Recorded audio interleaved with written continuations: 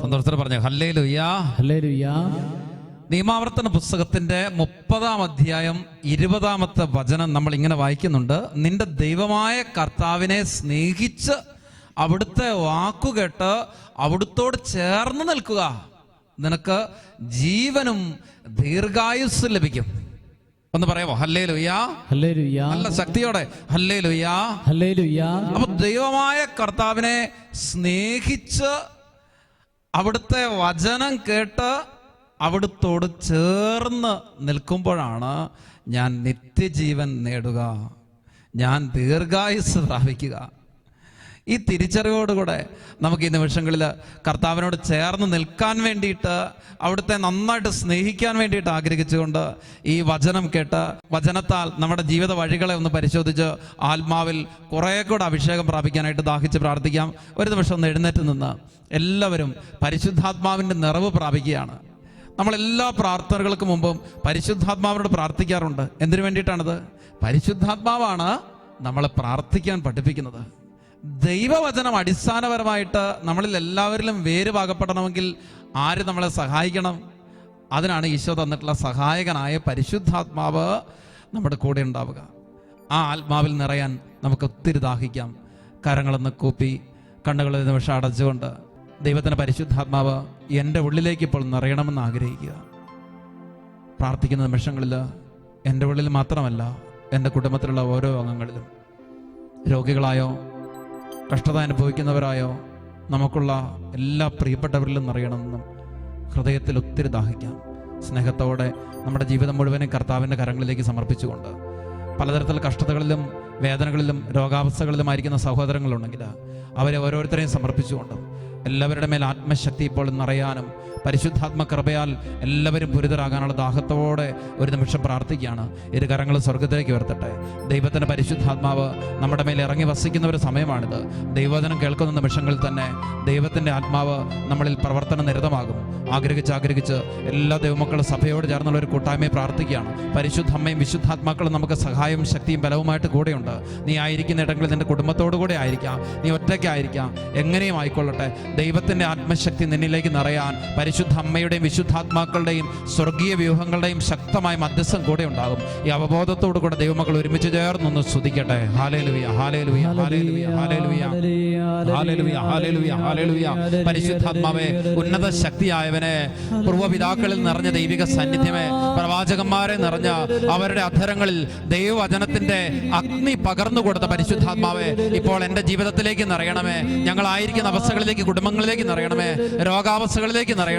കഷ്ടതകളിലേക്ക്, ഞെരുക്കങ്ങളിലേക്ക് നിറയണമേ. പരിശുദ്ധാത്മാവേ, ഞങ്ങളുടെ ബലഹീനതകളിൽ, ഞങ്ങളുടെ രോഗാവസ്ഥകളിൽ, പ്രതിസന്ധികളിൽ വിശ്വാസം നഷ്ടപ്പെട്ട് തളർന്നു പോകാതെ തീഷ്ണത പ്രാപിക്കാൻ, സഭയോട് ചേർന്ന് ജീവിക്കുവാൻ, സഭയിൽ ജ്വലിക്കാൻ ഒരു അഭിഷേകത്താൽ നിറയ്ക്കണമേ. പരിശുദ്ധ അമ്മയോട് ചേർന്ന് പ്രാർത്ഥിക്കുന്നു. അപ്പസ്തോലന്മാരെ ചേർത്തിരുത്തി പ്രാർത്ഥിച്ച ആത്മാവിൽ ജ്വലിച്ച പരിശുദ്ധ അമ്മയുടെ ശക്തമായ മധ്യസ്ഥ കൂട്ടായ്മയിൽ ഞങ്ങൾ പ്രാർത്ഥിക്കുന്ന നിമിഷങ്ങളിൽ ആത്മാവിന്റെ അഗ്നിശക്തി ഞങ്ങളിലേക്ക് വ്യാപരിക്കട്ടെ. ഹല്ലേലൂയ, ഹല്ലേലൂയ, ഹല്ലേലൂയ, ഹല്ലേലൂയ, ഹല്ലേലൂയ, ഹല്ലേലൂയ, ഹല്ലേലൂയ, ഹല്ലേലൂയ, ഹല്ലേലൂയ, ഹല്ലേലൂയ, ഹല്ലേലൂയ, ഹല്ലേലൂയ. പരിശുദ്ധാത്മാവേ, ഇപ്പോൾ ആത്മശക്തി എന്നിൽ നിറഞ്ഞ്, എൻ്റെ കുടുംബത്തിൽ നിറഞ്ഞ്, സഭയിൽ നിറഞ്ഞ്, ഞാനായിരിക്കുന്ന ലോകം മുഴുവനിൽ കത്തിപ്പടർത്താനുള്ള അഭിഷേകം ഇപ്പോൾ വ്യാപരിക്കട്ടെ. ആരാധന, ആരാധന, ആരാധന, ആരാധന, ആരാധന, ആരാധന, ആരാധന, ആരാധന, ആരാധന. കൈകൾ താഴ്ത്തി, കൈകൾ കൊട്ടി, ആത്മാവിൽ ജ്വലിക്കാൻ ആഗ്രഹിച്ച് ആനന്ദിച്ച് ദൈവത്തെ മഹത്വപ്പെടുത്തട്ടെ. ആത്മാവിൻ ശക്തി, അത്യുന്നത ശക്തി, പരിശുദ്ധാത്മശക്തി എന്നിൽ നിറയട്ടെ. ആഗ്രഹിച്ച് പാടിക്കേ. ആത്മാവിൻ ശക്തി, അത്യുന്നത ശക്തി, പരിശുദ്ധാത്മശക്തി എന്നിൽ നിറയട്ടെ. എന്നിൽ നിറയട്ടെ, സഭയിൽ നിറയട്ടെ, ലോകം മുഴുവൻ കത്തിപ്പടരട്ടെ. സംഭവിക്കട്ടെ. എന്നിൽ നിറയട്ടെ, സഭയിൽ നിറയട്ടെ, ലോകം മുഴുവൻ കത്തിപ്പടരട്ടെ. എന്നിൽ നിറയട്ടെ, സഭയിൽ നിറയട്ടെ, ലോകം മുഴുവൻ കത്തിപ്പടരട്ടെ. എന്നിൽ നിറയട്ടെ, സഭയിൽ നിറയട്ടെ, ലോകം മുഴുവൻ കത്തിപ്പടരട്ടെ. കൈകൾ വീശി ഹല്ലേലൂയ, ആമേൻ, ഹല്ലേലൂയ, ആമേൻ, ഹല്ലേലൂയ, ഹല്ലേലൂയ, ഹല്ലേലൂയ, ഹല്ലേലൂയ, ഹല്ലേലൂയ, ഹല്ലേലൂയ.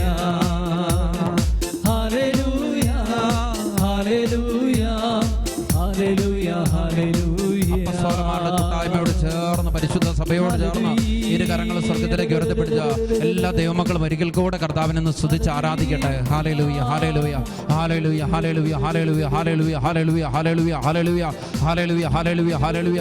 ആത്മീയ മരവിപ്പിന്റെ എല്ലാ ദുരരൂപി, ആത്മീയ അസ്വസ്ഥതയുടെ ദുരരൂപി ഇപ്പോൾ നീങ്ങിപ്പോയി. ദൈവശക്തി നിറയട്ടെ, ദൈവിക സമാധാനം നിറയട്ടെ, ദൈവ സ്നേഹാനുഭവം നിറയട്ടെ. ഹല്ലേലൂയ ഹല്ലേലൂയ ഹല്ലേലൂയ ഹല്ലേലൂയ ഹല്ലേലൂയ ഹല്ലേലൂയ ഹല്ലേലൂയ ഹല്ലേലൂയ ഹല്ലേലൂയ ഹല്ലേലൂയ ഹല്ലേലൂയ ഹല്ലേലൂയ ഹല്ലേലൂയ. കരങ്ങൾ ഹൃദയഭാഗത്തോട് ചേർത്ത് വെച്ച് കണ്ണുകൾ അടച്ച് എന്നിൽ നിറയാൻ, സഭയിൽ നിറയാൻ ദാഹിച്ചെന്ന് പ്രാർത്ഥിച്ച് എന്നിൽ നിറയട്ടെ, പരിശുദ്ധാത്മാവേ സഭയിൽ നിറയട്ടെ, ലോകം മുഴുവൻ കത്തിപ്പടരട്ടെ. എല്ലാവരും കണ്ണുകൾ അടച്ച് എന്നിൽ നിറയട്ടെ, ദൈവിക ശക്തിയായി നിറയട്ടെ, സഭയിൽ നിറയട്ടെ, അപ്പസ്തോലന്മാരിൽ എന്നതുപോലെ നിറയട്ടെ. ലോകം മുഴുവൻ കത്തിപ്പടരട്ടെ. സഹീവൻ മാളികയിൽ സംഭവിച്ചതുപോലെ ലോകം മുഴുവൻ കത്തിപ്പടരട്ടെ. പരിശുദ്ധമേ, സകല വിശുദ്ധരെ ഞങ്ങൾക്കായി പ്രാർത്ഥിക്കണമേ. ആമേൻ. ഹല്ലേലൂയ ഹല്ലേലൂയ ഹല്ലേലൂയ ഹല്ലേലൂയ. നമുക്കിരിക്കാം. ഈ നാളുകളില് ചില ദൈവമക്കൾ പറഞ്ഞ കാര്യം എൻ്റെ മനസ്സിൽ ഇങ്ങനെ തികട്ടി വരികയാണ്. അച്ഛാ, ഞാൻ 2 ആഴ്ച കൂടുമ്പോൾ ഒരിക്കൽ പോലും മുടക്കമില്ലാതെ കുമ്പസാരിച്ചുകൊണ്ടിരുന്ന ഇപ്പോ കുമ്പസാരിക്കാനൊരു മടിയാച്ച. മറ്റു ചിലർ പറഞ്ഞു എല്ലാ ദിവസവും തന്നെ പള്ളിയിൽ പോയിക്കൊണ്ടിരുന്നതാ, ഇപ്പൊ പോകാൻ തോന്നുന്നില്ല. ഒരമ്മ എന്നോട് സങ്കടത്തോടെ പറഞ്ഞു, അച്ഛാ, ഞാൻ എങ്ങനെയെങ്കിലുമൊക്കെ കഷ്ടപ്പെട്ട് പള്ളിയിൽ പോകാൻ നോക്കുന്നുണ്ട്. വീട്ടിലുള്ളവരോട് പറയുമ്പോൾ അവർ പറയും പള്ളിയിൽ പോയാൽ കൊറോണ പിടിക്കും. പണ്ട് പിള്ളേരെ പേടിപ്പിക്കാൻ വേണ്ടിയിട്ട് കോക്കാച്ചി പിടിക്കുമെന്ന് പറഞ്ഞു കേട്ടിട്ടില്ലേ? എന്ന് പറയുന്ന സ്ഥിതിയാണ് ഇപ്പോഴേ. അതായത് പള്ളി പോയാൽ കൊറോണ പിടിക്കും. വേറെ അവിടെ ഇവിടെയൊക്കെ നടക്കുന്നതിനോ ടൗണിലൂടെ അലയുന്നതിനോ ഒന്നും ഒരു കുഴപ്പമില്ല, അവിടെ ഒന്നും കൊറോണ ഇല്ല. ഈ കൊറോണ ഹോൾസെയിലായിട്ട് എവിടെ ഉള്ളത്? അതിങ്ങനെ പള്ളിയിലിരിക്കുകയാണ്. രസകരമാണ് ഈ കാര്യങ്ങൾ കേൾക്കുന്നല്ലേ. ഇങ്ങനെ എത്രയോ പേര് ഇപ്പൊ ഇത് കേട്ടോണ്ടിരിക്കുന്ന കുറെ പേരുണ്ടാവും, വീട്ടിലുള്ളവര് ഇതുപോലെയൊക്കെയുള്ള സ്വഭാവങ്ങളും പ്രത്യേകതകളും ഉള്ളവര്. എന്തിനാണ് നമ്മൾ പള്ളിയിൽ പോകണമെന്ന് ഇത്ര നിർബന്ധമുള്ളത്? വീട്ടിലിരുന്ന് പ്രാർത്ഥിച്ചാലും പോരെ, പള്ളിയിൽ തന്നെ പോയി പ്രാർത്ഥിച്ചാലേ ശരിയാകത്തുള്ളൂ. ഇത് ഈ നാളുകളിൽ പലരുടെയും ജീവിതത്തിലുള്ള ഒരു ചിന്തയാണ്. അതിന് ഉപോത്ബലകമായിട്ട് ചില കാര്യങ്ങൾ സംഭവിച്ചിട്ടുമുണ്ട്. അതിന് കാരണം ഒരു ക്രൈസ്തവനെ സംബന്ധിച്ച് അവന്റെ ജീവിതത്തിൽ ഏറ്റവും പരമപ്രധാനമായിട്ട് കണ്ടിരുന്ന വിശുദ്ധ വാരത്തിൽ പോലും ദേവാലയത്തിൽ പോയി ആത്മീയ ശുശ്രൂഷകളിൽ പങ്കെടുക്കാനായിട്ട് സാധിക്കാത്തതായ ഒരു സ്ഥിതിവിശേഷം ഉടലെടുത്തിരുന്നു. അതുമാത്രമല്ല, പിന്നീട് ഇങ്ങോട്ട് ദേവാലയത്തിൽ വരണം, വിശുദ്ധ കുർബാനയിൽ സംബന്ധിക്കണം എന്നുള്ള ആഹ്വാനം ലഭിക്കുമ്പോൾ ഉടൻ തന്നെ എവിടെയെങ്കിലുമൊക്കെ ലോക്ക്ഡൗണും പ്രതിസന്ധികളും 144 ഒക്കെ ആയിട്ട് വീണ്ടും ഇതേ സ്ഥിതിവിശേഷം തന്നെ ആവർത്തിക്കപ്പെട്ടു. അപ്പോൾ സ്വാഭാവികമായിട്ടും വിശ്വാസികളുടെ മനസ്സിൽ ഒരു ചിന്ത ഉടലെടുത്തിട്ടുണ്ട്, ഇതൊന്നും ഇപ്പം അത്ര വലിയ പ്രധാനപ്പെട്ട കാര്യമൊന്നും അല്ല. ഇപ്പൊ പോകാതിരുന്നിട്ട് ഇവിടെ ആർക്കാ കുഴപ്പമുണ്ടായത്? ഇനി കല്യാണമോ മറ്റു പരിപാടികളൊക്കെ വരുമ്പോൾ വേണമെങ്കിൽ ഒന്ന് പോകാം, അതുപോലെ. അല്ലാതെ ഇപ്പൊ എപ്പോഴും പള്ളിയിലേക്ക് ഓടിച്ചെന്ന് ഈ രോഗം പിടിപ്പിച്ചുകൊണ്ട് പോരേണ്ട വല്ല കാര്യമുണ്ടോ? ഇതൊരു സ്വാഭാവിക ചിന്തയാണ്. പ്രിയപ്പെട്ടവരെ, ദൈവവചനത്തിലേക്ക് നമ്മളൊന്ന് തിരിഞ്ഞു നോക്കുന്ന അനിവാര്യമല്ലേ? സങ്കീർത്തനങ്ങൾ അതിൻ്റെ 18:6 2 സാമുവേൽ 22:7 പറയുന്ന കാര്യങ്ങൾ ഒന്ന് തന്നെയാണ്. കഷ്ടതയിൽ ഞാൻ കർത്താവിനെ വിളിച്ചപേക്ഷിച്ചു, എൻ്റെ ദൈവത്തോട് ഞാൻ സഹായത്തിനായി നിലവിളിച്ചു. അവിടുന്ന് തൻ്റെ ആലയത്തിൽ നിന്ന് എൻ്റെ അപേക്ഷ കേട്ടു. എൻ്റെ നിലവിളി അവിടുത്തെ കാതുകളിലെത്തി. ശ്രദ്ധിക്കണം, കഷ്ടതയിൽ ഞാൻ കർത്താവിനെ വിളിച്ചപേക്ഷിച്ചു, അവിടുന്ന് തൻ്റെ ആലയത്തിൽ നിന്ന് എൻ്റെ അപേക്ഷ കേട്ടു. പറഞ്ഞേ ഹല്ലേലൂയ ഹല്ലേലൂയ. പ്രിയപ്പെട്ടവരെ, ദൈവത്തിന്റെ ആലയത്തിൽ നിന്നാണ് നിലവിളി കേട്ടത്. എന്താണ് ഒരു ദേവാലയത്തിൻ്റെ, ഒരു ധ്യാന കേന്ദ്രത്തിൻ്റെ, ഒരു ആത്മീയ ശുശ്രൂഷ നടത്തുന്ന ഇടത്തിൻ്റെ വ്യത്യസ്തത എന്നുകൂടെ നമ്മൾ വിശുദ്ധ ഗ്രന്ഥത്തിൻ്റെ അടിസ്ഥാനത്തിൽ നിന്ന് തിരിച്ചറിയണമെന്ന് എനിക്ക് തോന്നുകയാണ്. നിയമാവർത്തന പുസ്തകം 12-ാം അധ്യായം 5-ാം വചനം, എൻ്റെ നാമം സ്ഥാപിക്കാനും എനിക്ക് വസിക്കാനുമായി നിങ്ങളുടെ സകല ഗോത്രങ്ങളിൽ നിന്നും ഞാൻ തെരഞ്ഞെടുത്ത സ്ഥലം ഏത് എന്ന് അന്വേഷിച്ച് നിങ്ങൾ അവിടേക്ക് പോകണം. പറഞ്ഞ ഹല്ലേലൂയ. ഹല്ലേലൂയ. ശ്രദ്ധിച്ചോണം, ദൈവമായ കർത്താവ് അരുളി ചെയ്യുകയാണ്, എൻ്റെ നാമം സ്ഥാപിക്കാൻ, എനിക്ക് വസിക്കാൻ ഞാൻ തെരഞ്ഞെടുത്ത സ്ഥലം ഏത് എന്നന്വേഷിച്ച് അവിടേക്ക് പോകണം. മക്കബായരുടെ 2-ാം പുസ്തകം 5-ാം അധ്യായം 19-ാം വചനം, കർത്താവ് വിശുദ്ധ സ്ഥലത്തിനു വേണ്ടി ജനത്തെ തെരഞ്ഞെടുക്കുകയല്ല, ജനത്തിനു വേണ്ടി സ്ഥലം തെരഞ്ഞെടുക്കുകയാണ് ചെയ്തത്. അപ്പൊ നമ്മൾ സ്വാഭാവികമായിട്ട് ചിന്തിക്കുന്ന ഒരു കാര്യമുണ്ട്, എന്ത്? ഒരു പള്ളിക്ക് ഒരു സ്ഥലമൊക്കെ കണ്ടെത്തി അവിടെ പള്ളി പണിത് അതിനുശേഷം അവരുടെ ഇടവക രൂപീകരിച്ച് വരുന്ന ഒരവസ്ഥയാണ് നമ്മുടെയൊക്കെ ചിന്തയിലുള്ളത്. എന്നാൽ വചനം അങ്ങനല്ല പറയുന്നത്. മറിച്ച് ദൈവജനത്തിന് വേണ്ടി ദൈവം തന്നെ ഒരു സ്ഥലം ക്രമീകരിച്ച് ഒരുക്കി കൊടുത്ത് അവിടെ ഒരു ദേവാലയം ഉണ്ടാകാനായിട്ടുള്ള കൃപ ദൈവം ആ ദൈവമക്കളുടെ മേൽ ചൊരിഞ്ഞ് ആ ഒരു സ്ഥലത്തെ ദൈവം തെരഞ്ഞെടുത്തതിന് ശേഷമാണ് ജനത്തെ ദൈവം തെരഞ്ഞെടുക്കുക. സ്നേഹത്തോടെ പറഞ്ഞ ഹല്ലേലൂയ. ഹല്ലേലൂയ. പ്രിയപ്പെട്ടവരെ, ഈ സ്ഥലത്തിന്റെ പ്രത്യേകത എന്താണ്? ദൈവമായ കർത്താവിന്റെ സാന്നിധ്യം അവിടെയുണ്ട്. കർത്താവിന് വസിക്കാനും അവിടുത്തെ നാമം സ്ഥാപിക്കാനും കർത്താവ് തെരഞ്ഞെടുത്ത സ്ഥലമാണത്. ദിനവൃത്താന്തം 2-ാം പുസ്തകത്തിന്റെ 7-ാം അധ്യായം 16 മുതലുള്ള വചനങ്ങൾ നമുക്കൊന്ന് ശ്രദ്ധിക്കാം. എൻ്റെ നാമം ഇവിടെ എന്നേക്കും നിലനിൽക്കേണ്ടതിന് ഞാൻ ഈ ആലയം തെരഞ്ഞെടുത്ത് വിശുദ്ധീകരിച്ചിരിക്കുന്നതിനാൽ എൻ്റെ ഹൃദയപൂർവമായ കടാക്ഷം സദാ ഇതിന്മേലുണ്ടായിരിക്കും. പറഞ്ഞ ഹല്ലേലൂയ. ഹല്ലേലൂയ. ആര് തെരഞ്ഞെടുത്ത് വിശുദ്ധീകരിച്ച്? കർത്താവ് തെരഞ്ഞെടുത്ത് വിശുദ്ധീകരിച്ചിരിക്കുന്നത് കൊണ്ട് കർത്താവിന്റെ കടാക്ഷം, കർത്താവ് വസിക്കുന്ന, കർത്താവിന്റെ നാമം സ്ഥാപിക്കപ്പെട്ടിട്ടുള്ള ആ ആലയത്തിന്മേലുണ്ടായിരിക്കും. അതുകൊണ്ടാണല്ലോ 84-ാം സങ്കീർത്തനം 10-ാം വചനത്തില് സങ്കീർത്തകൻ ഇങ്ങനെ പാടി പ്രാർത്ഥിക്കുന്നത്, അന്യഭൂവിലായിരം ദിനങ്ങളേക്കാൾ നിൻഗ്രഹത്തിലേക ദിവസം കാമ്യമല്ലോ. ദൈവമേ നിൻ ഗേഹമെത്ര മോഹനം, നിൻഗ്രഹത്തിൽ വാഴുവോ ഭാഗ്യവാന്മാർ. ദൈവമേ നിൻ ഗേഹമെത്ര മോഹനം. പ്രിയപ്പെട്ടവരെ, ദൈവത്തിൻ്റെ ഭവനം, ദേവാലയം, അത് പരിശുദ്ധമാണ്.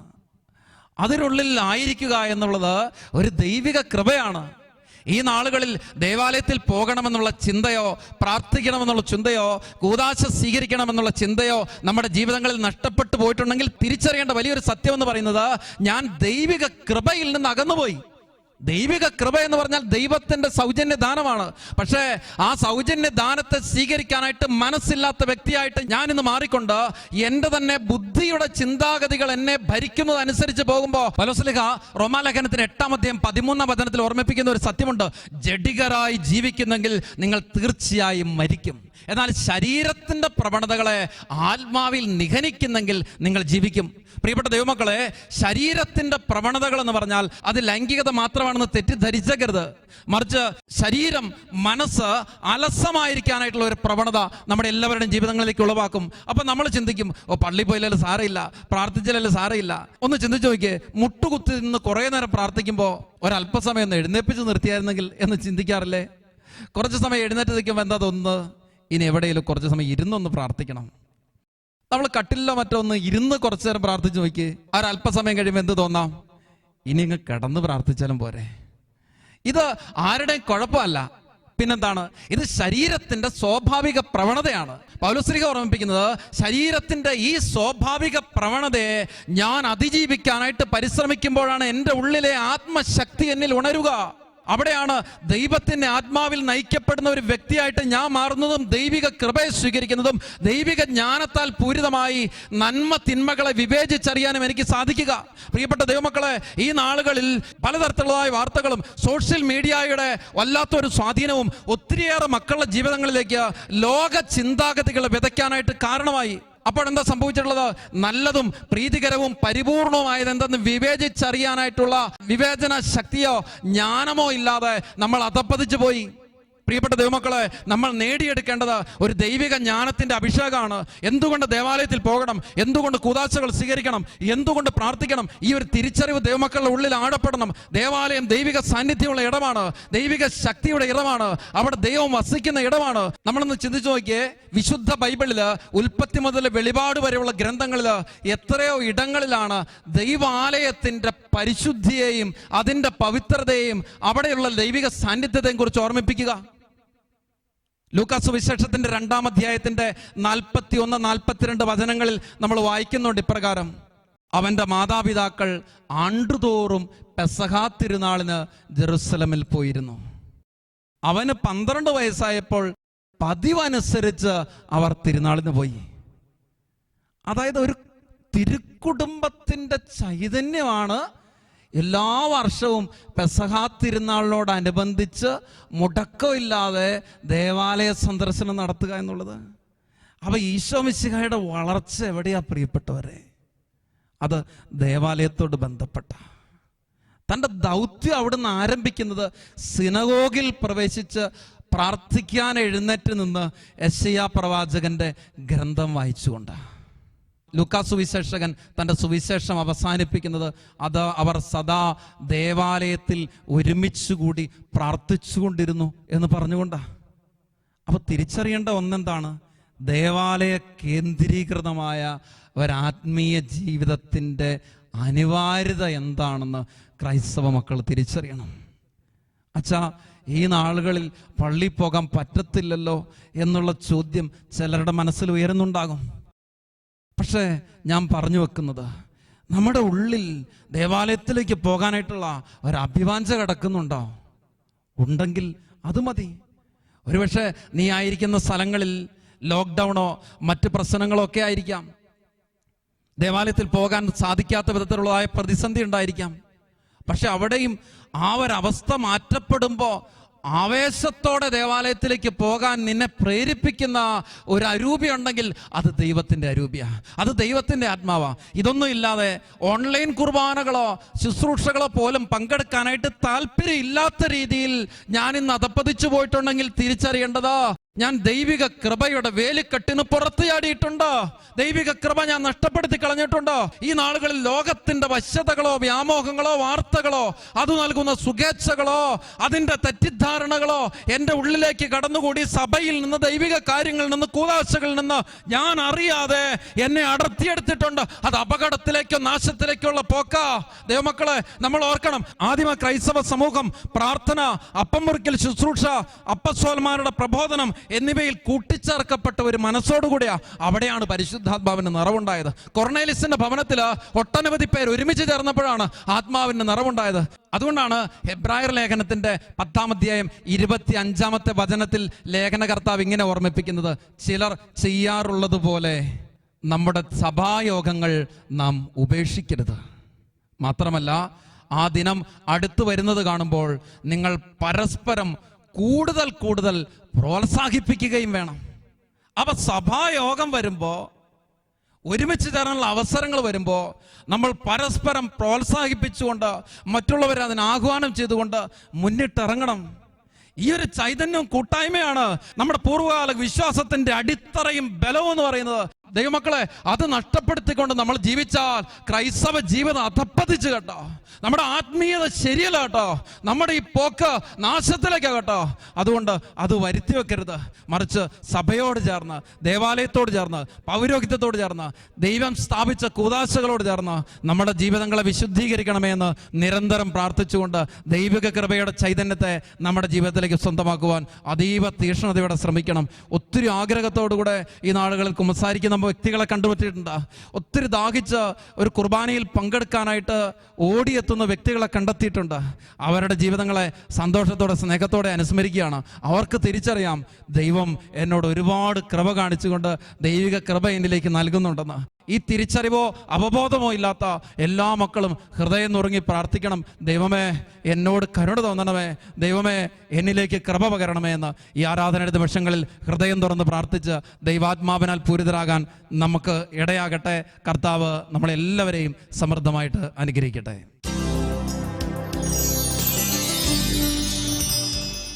കർത്താവേ,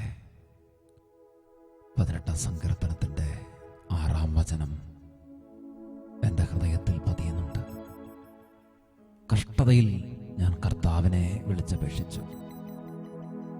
എൻ്റെ ദൈവത്തോട് ഞാൻ സഹായത്തിനായി നിലവിളിച്ചു. അവിടുന്ന് തൻ്റെ ആലയത്തിൽ നിന്ന് എൻ്റെ അപേക്ഷ കേട്ടു.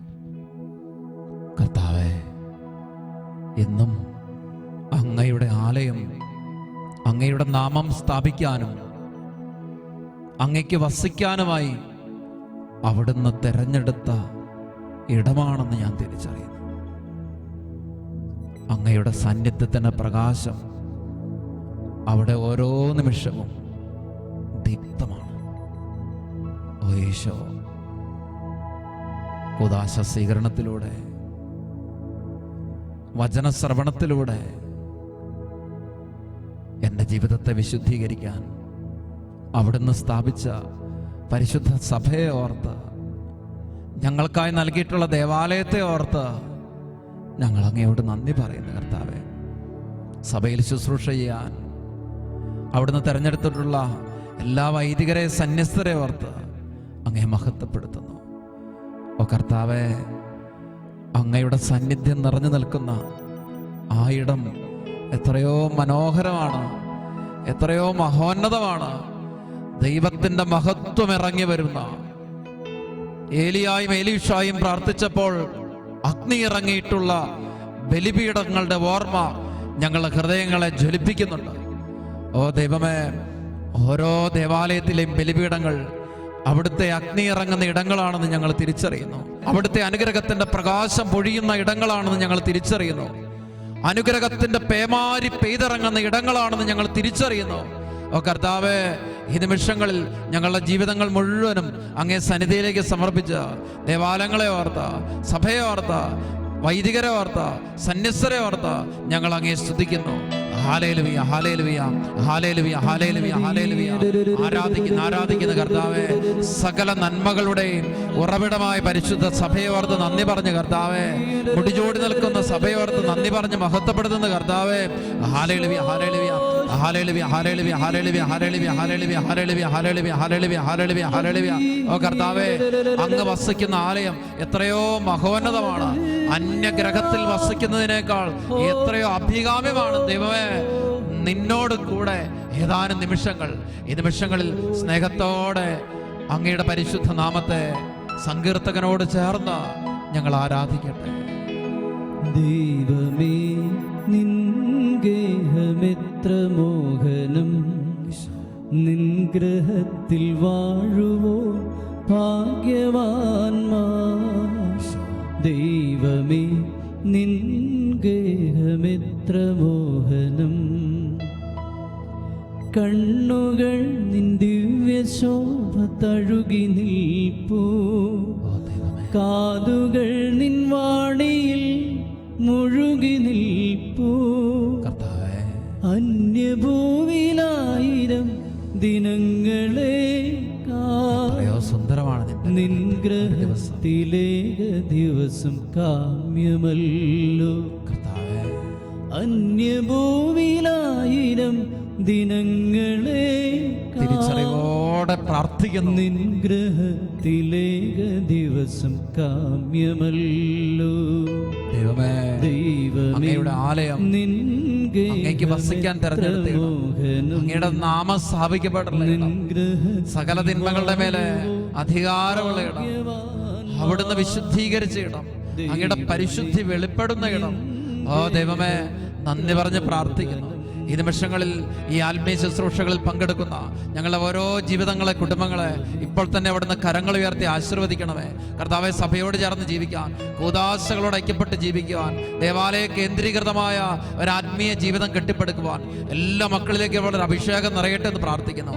അതിന് വിരുദ്ധമായിട്ട് നിലകൊള്ളുന്ന എല്ലാ സഭാവിരുദ്ധ പ്രസ്ഥാനങ്ങളുടെയും പിന്നിൽ പ്രവർത്തിക്കുന്ന സാത്താൻ ശക്തികൾ യേശു നാമത്തിന്റെ അത്ഭുത ശക്തിയാൽ ഇടിമിന്നൽ പോലെ നിബദിക്കട്ടെ എന്ന് പ്രാർത്ഥിക്കുന്നു. Hallelujah, hallelujah. ഇരു കരങ്ങൾ ഉയർത്തി സ്തുതിച്ച് പ്രാർത്ഥിക്കുന്ന നിമിഷങ്ങളിൽ കർത്താവ് ആശീർവദിക്കുന്ന സമയമാണ്. എല്ലാ ദൈവമക്കളും വിശ്വാസത്തോടെ, തീക്ഷ്ണതയോടെ കർത്താവിന്റെ പരിശുദ്ധ നാമത്തിൽ ശരണപ്പെട്ട സഭ മുഴുവന് വേണ്ടി സ്തുതിക്കട്ടെ. ദേവാലയത്തിന് വേണ്ടി സ്തുതിക്കട്ടെ. വൈദികരോർത്ത്, സന്യസ്തരോർത്ത് സ്തുതിക്കട്ടെ. തീക്ഷ്ണതയുടെ ആത്മായ പരീക്ഷിതരോർത്ത് സ്തുതിക്കട്ടെ. സഭയോട് ചേർന്ന് നിൽക്കാൻ ലഭിക്കുന്ന കൃപകളെ ഓർത്ത് നന്ദി പറഞ്ഞ് സ്തുതിക്കട്ടെ. ഹല്ലേലൂയ, ഹല്ലേലൂയ, ഹല്ലേലൂയ, ഹല്ലേലൂയ, ഹല്ലേലൂയ, ഹല്ലേലൂയ, ഹല്ലേലൂയ, ഹല്ലേലൂയ, ഹല്ലേലൂയ, ഹല്ലേലൂയ, ഹല്ലേലൂയ, ഹല്ലേലൂയ, ഹല്ലേലൂയ, ഹല്ലേലൂയ. ഓരോ മക്കളിലേക്കും അത്ഭുതകരമായ ദൈവിക ശക്തി വ്യാപരിക്കട്ടെ. ഏതെങ്കിലും തരത്തിൽ തെറ്റായ പ്രബോധനത്തിലൂടെ ദൈവമക്കളുടെ ജീവിതങ്ങളെ വഴിതെറ്റിച്ചിട്ടുള്ള സകല അനുഭവങ്ങളിൽ നിന്നും യേശു നാമത്തിൽ ഇപ്പോൾ വിടുതൽ പ്രാപിക്കട്ടെ. ആരാധന, തെറ്റായ പ്രസ്ഥാനങ്ങൾ യേശു നാമത്തിൽ തകരട്ടെ. ഹല്ലേലൂയ, ഹല്ലേലൂയ, ഹല്ലേലൂയ, ഹല്ലേലൂയ. ആരാധന, ആരാധന, ആരാധന, ആരാധന, ആരാധന, ആരാധന. ഹല്ലേലൂയ, ഹല്ലേലൂയ, ഹല്ലേലൂയ. പരമ ദിവ്യകാരുണ്യത്തിന് എന്നേരവും ആരാധനയും സ്തുതിയും പുകഴ്ചയും ഉണ്ടായിരിക്കട്ടെ.